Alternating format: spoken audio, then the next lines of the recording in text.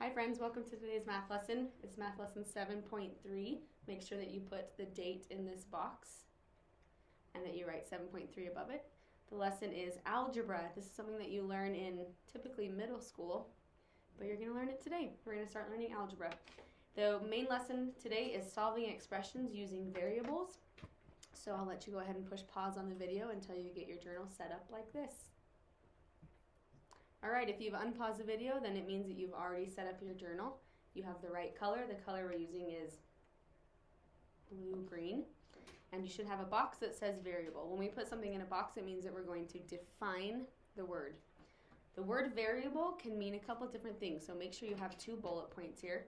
The word variable means it's a missing number that creates an equation. And before we move on to the next bullet point, I just kind of want to explain that. A missing number means that you're going to go on a hunt or a search to figure out the missing number, or they're going to tell you the missing number and you have to plug it in. But by the time you do that, it's going to create an equation. An equation is a math problem that we're expected to solve. The next thing a variable could be is a letter that represents a number. So it could say something like 4 plus m equals 10. And you're having to figure out what does m stand for. That's what a variable is. All right, I said a really important phrase in there when I talked about a letter that represents a number. I said plug it in. How many of you have ever heard of the Glade plugins that used to go in walls and it would make the room smell good? Oh good, lots of you have heard of that. So when I was growing up, there was a commercial that was called Plug It In, and you can look on YouTube and find old videos of that, and you will have a great time with that. But anyway, what we're going to do is learn that phrase today. So we're going to write over here to the side, plug it in, plug it in. I'm going to write it pretty big compared to my other writing. Plug it in. I'm going to write it again. Plug it in. And I'm going to use that color to create a cloud around it. When we're saying plug it in, what we're meaning is take that number and use it in the equation. That's what it means. Plug it in, plug it in. To plug something in means you take something that wasn't attached and you attach it. Think about what that means in real life when you plug something in. You have a cord, you have usually a socket, and you're plugging it in, or you're connecting two things together. So that's what it means. Take something that is not connected and put it together. All right? Plug it in, plug it in. So let's see what that actually means. Take the number. You can abbreviate number with the hashtag sign, which I don't know if you knew this, but the hashtag sign is actually called the number sign. Take the number and replace the variable. Ooh.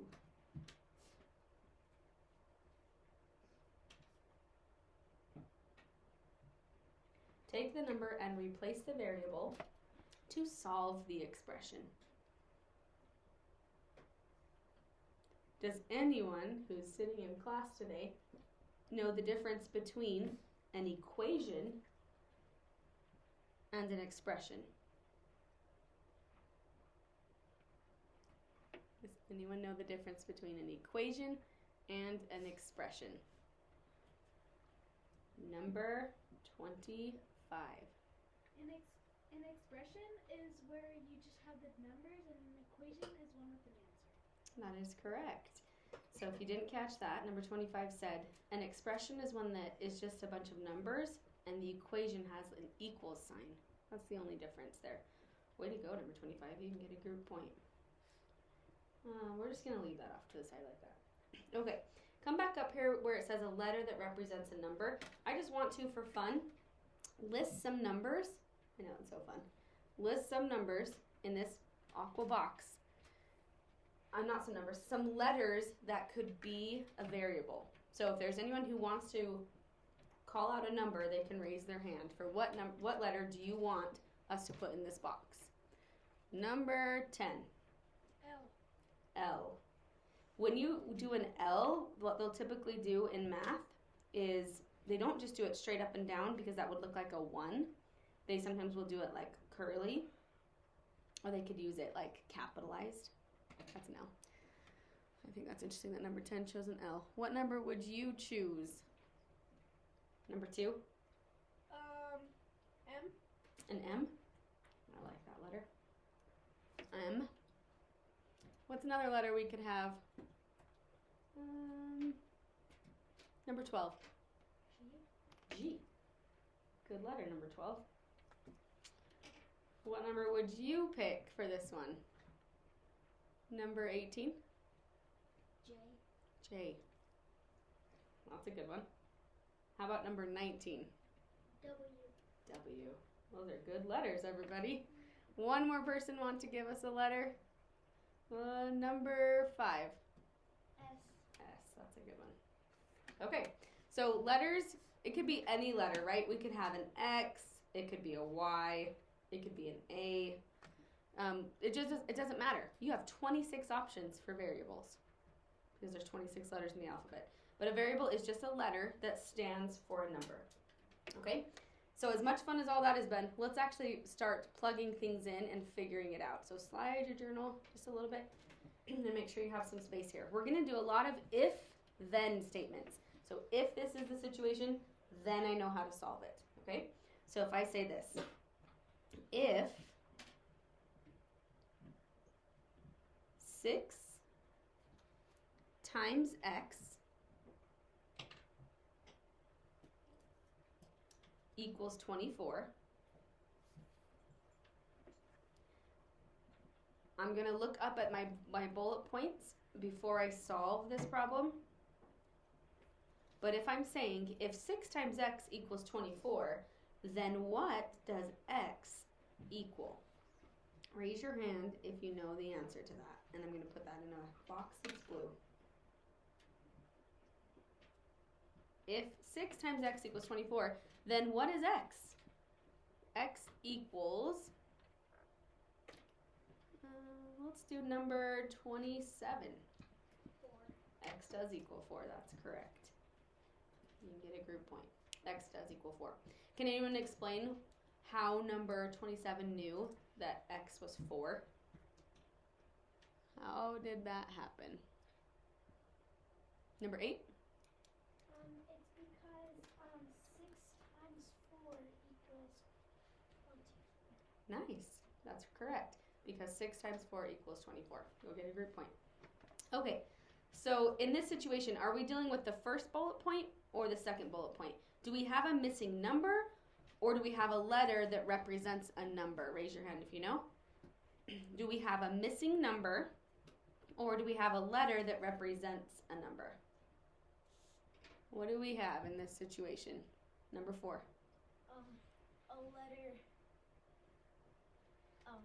letter that represents a number. That's correct. Go get a group point. A letter that represents a number. That's what we're dealing with. This letter, X, meant 4. Okay? Let's try another one. If, let's do a different letter. We'll do 4Y. Remember from yesterday's math lesson that a letter right next to a number means multiplication. That's what it means. So if 4Y equals 40, then Y equals what? If I'm telling you that 4 times something equals 40, then what is that something? It's 10. Let's plug it in, and see if it works. If I plug in 10 for Y, does 4 times 10 give me 40, everybody? Yes. So that one is correct. Let's go back and plug this one in. Sing this with me. Plug it in, plug it in. 6 times 4 is 24. So it worked. That's the best. Today should feel a lot easier than yesterday. The next part, let's do another if. So what's super interesting is what if I represent it with not a number, but I do something weird like triangles or something. So if 12, and then I'm going to put a symbol, a triangle.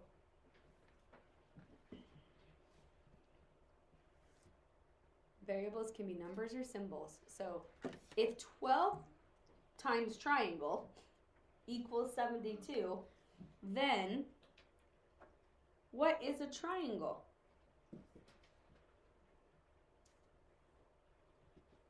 So you have to plug it in. 12 times what is 72? It's kind of like using your robot voice almost. How did I get from 12 to 72? That's the same idea. What do you think a triangle stands for, number 3? 6. That is correct. Thank you, number 3. It is 6 because plug it in. 12 times 6 is 72. Oh, sing that. 12 times 6 is 72. Nice job. Okay. I'm going to get a little more complicated since you seem like you know what you're doing. If 1/2 m,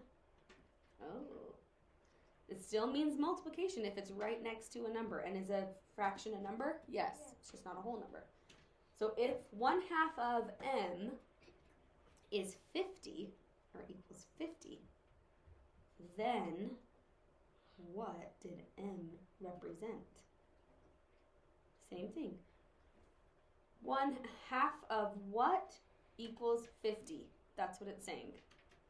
1/2 of what equals 50? M has to be, tell me, 100. M has to be 100. Let's plug it in. 1/2 of 100 equals 50. Yep. Anytime a fraction or a number is right next to a letter, it means multiply. And when you're doing multiplication with fractions, you say the word of. So 1/2 of 100 equals 50. Okay, here we go again. This next section is going to feel slightly different, where it's not an if-then statement. All right, so I think we should draw a pencil line from left to right. It doesn't mean it's something completely separate. It just means, okay, these are no longer if-then statements. I have to do something different here. Here we go. X divided by 8 equals 9. What is X?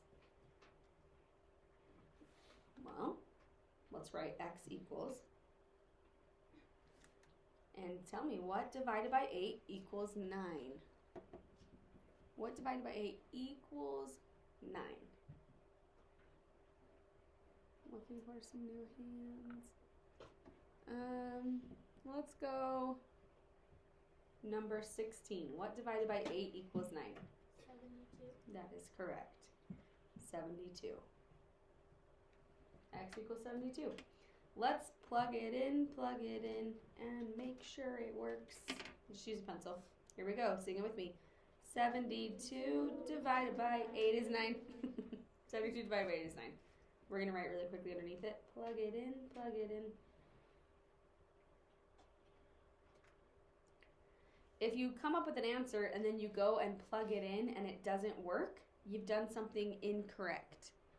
It's okay because you always have an eraser and can fix it, but you just have to make sure that that's the way you double check. Is you might think it works, but go back and plug it in and just double check.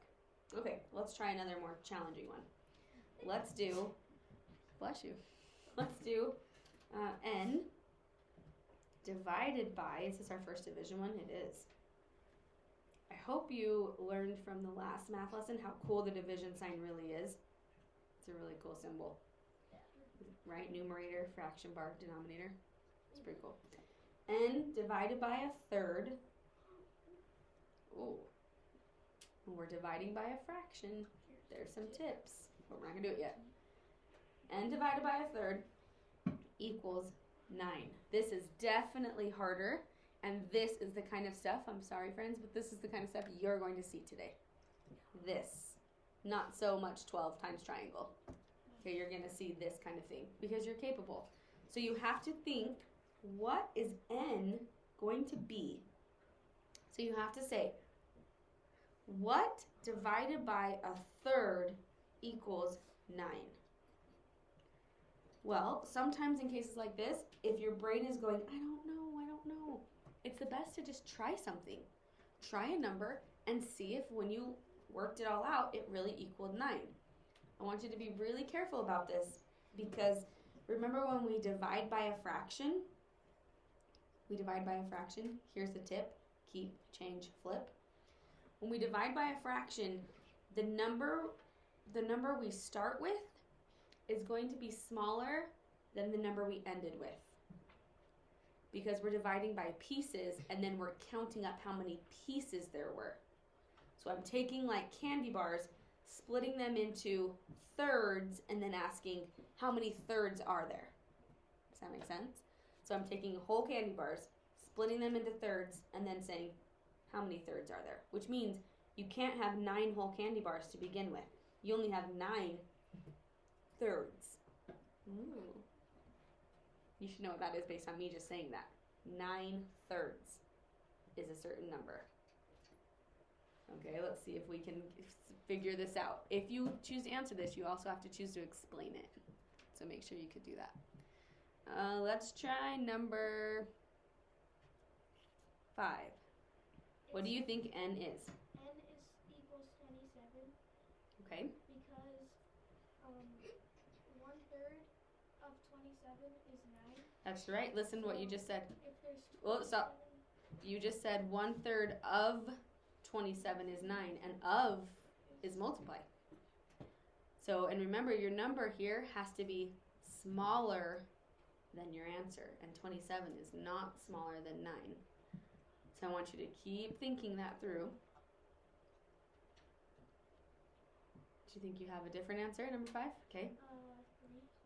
That is correct. But now that I've challenged you on that, so he got the answer correct. Number 5 got the answer correct. It is 3. Could you explain it though? Number 5? Okay, go ahead. So 3. So you time like 3 times 1/3, and then 3 divided by 1/3 would be like 3 times 3 because there's a 3 on the bottom of the fraction. So you times those to get 9. Okay, so let's just play our little game here and plug it in, plug it in. Everybody write that. Plug it in, plug it in. When I plug this in, I now have an equation because just like the other person in our class said, equals means it's an equation. So when I plug this in, it looks like this. Let's just plug it in and rewrite it. 3, and I'm putting 3 in for n. 3 divided by 1/3. Let's just actually see if it equals 9. To divide by a fraction, here's a tip. Keep, change, flip. I kept 3. I changed divide to multiply. And I times by the reciprocal, or I flipped that fraction. And 1/3 is the same as just 3, or 3/1. It's just 3. And what is 3 times 3, everybody? 9. So is it true that n equaled 3? Yes, that is true. So I know what he was doing to begin with. He was saying, well, 27 divided by 3 is 9. Yeah, 27 divided by 3, but 27 divided by 1/3 is not the same as dividing it by 3. So if I start with 3 candy bars, let's actually draw this out. If I start with 3 candy bars, 1, 2, 3. So here's my 3 candy bars that I start with, and I split them up into thirds. Okay, so that means this one has to have 3 pieces. So does this one. So does that one. I split my candy bars into thirds. How many thirds are there? 1, 2, 3, 4, 6, 7, 9. There's 9. So starting with 3 candy bars, splitting them into thirds gives me 9 1/3 size pieces. I like that you said that, 9 pieces. That's what it means. It doesn't mean you magically ended with 9 whole candy bars. You can't start with 3 candy bars and end with 9. Doesn't make sense. I start with 3, I cut them up. Oh, if you look at your fingers, they're kind of cut into thirds.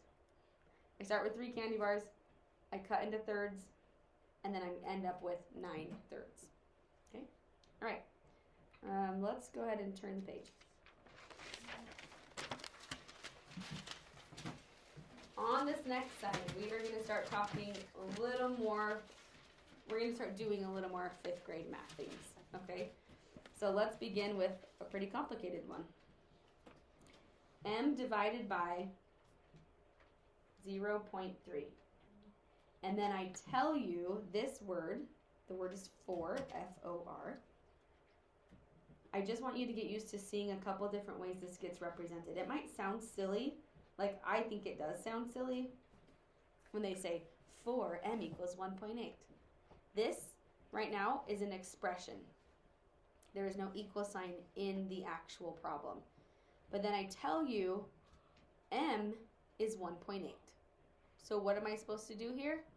Plug it in, plug it in. Ready? So I draw an arrow. I will only make you write this a couple more times, but we are going to write it this time.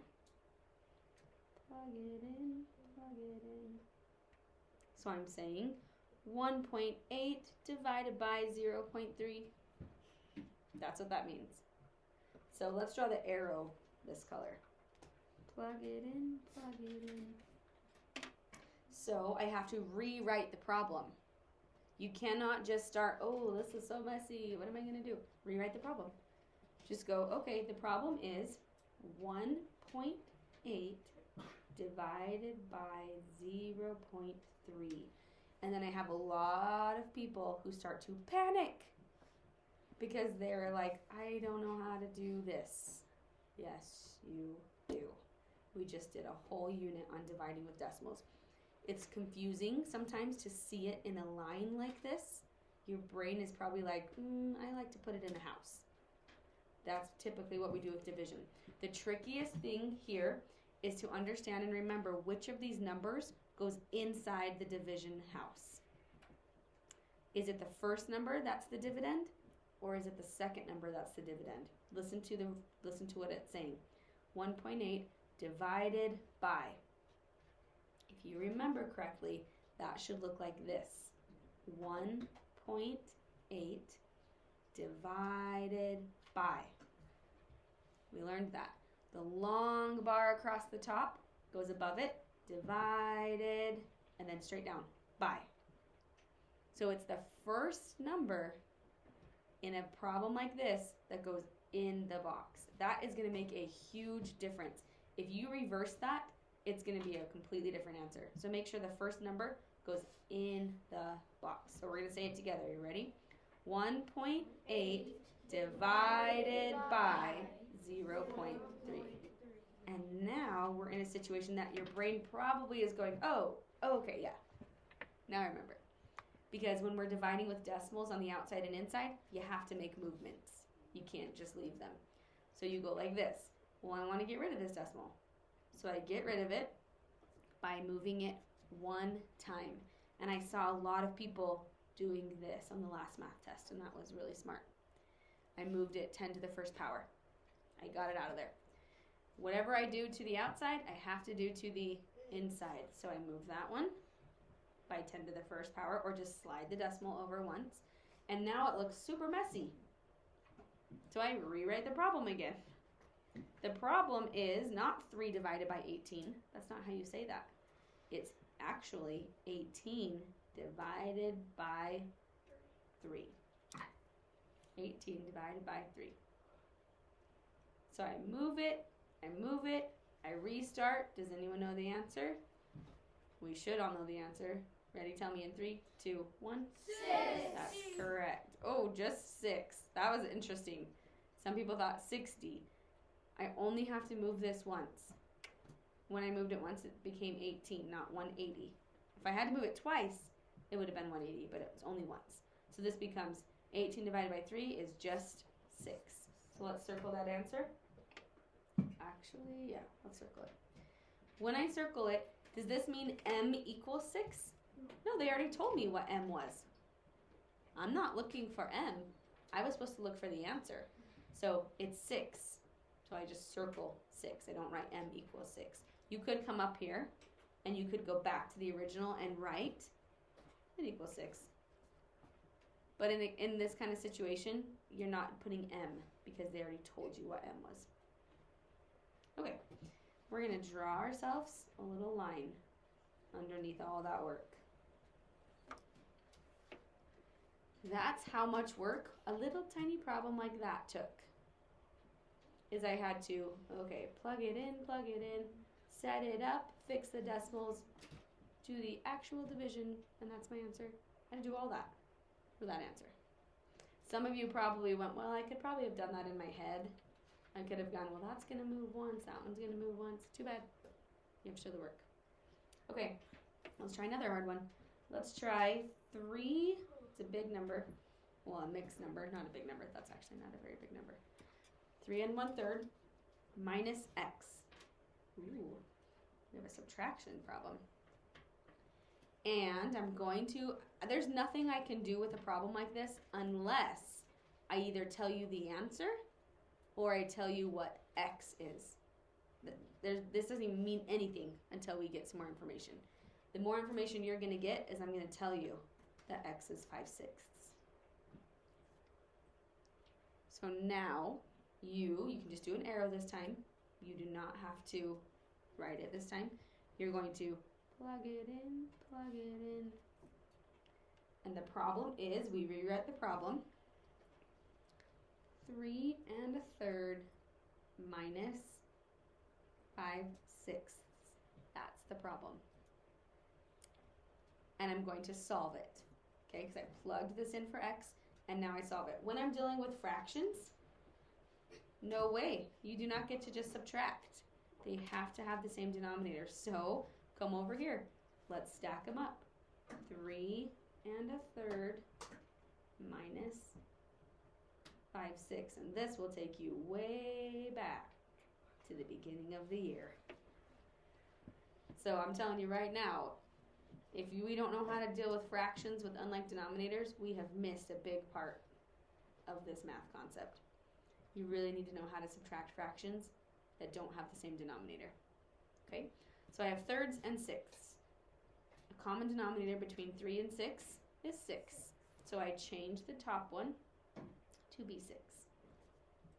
Everybody so ready for this? Turn on your robot voice. How did I get from 3 to 6? I times by 2. And 1 times 2 is 2. Wiki. Can someone tell me why I don't change the bottom one? Why am I not doing the robot voice to the bottom one? Why not? Number 24. I'm so sorry. Number 22.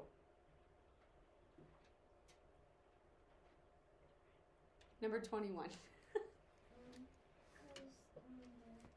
The bottom line stays the same because the top one can change into 6. That was a great explanation. I'm going to give you a stamp for that. Sorry about the number confusion. That, she said the bottom one can stay the same because the top one changes into 6. And so you just get to leave 6. All right. So now we do this problem. Oh, it gets even more complicated. Start on the top.